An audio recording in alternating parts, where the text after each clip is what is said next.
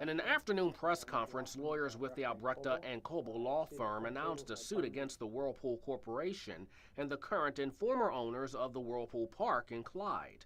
But why a lawsuit now? We believe that inasmuch as this case has gone on since 2006, and with the incidents of the disclosure of the PCB, that now is the time to initiate a lawsuit. Now is the time to begin to answer these serious and important questions.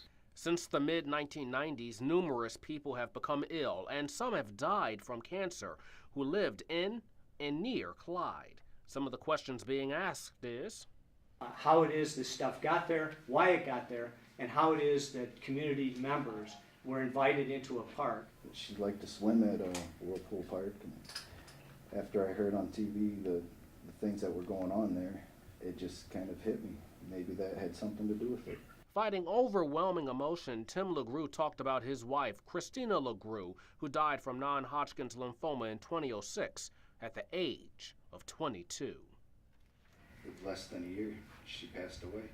And I just, to this day, I can't understand how someone perfectly healthy goes from perfectly healthy to gone in less than a year. Those are questions LeGroux tries but can't explain to his young son. While answers are not in reach, reactions to the lawsuit are. Whirlpool Corporation in a statement says, "We are working closely with the current property owner, the U.S. EPA, and the Ohio EPA to address the issues at the former Whirlpool Park through the Ohio EPA Voluntary Action Program."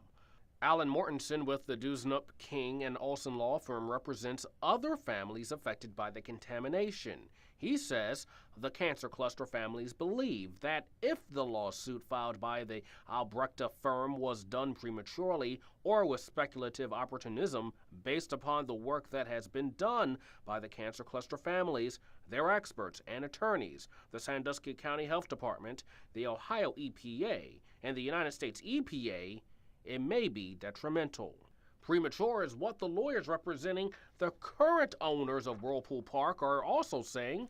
In a phone interview, they say their clients were never told about the hazardous soil from Whirlpool, and the owners never tested the soil because they were told by the corporation there were no problems.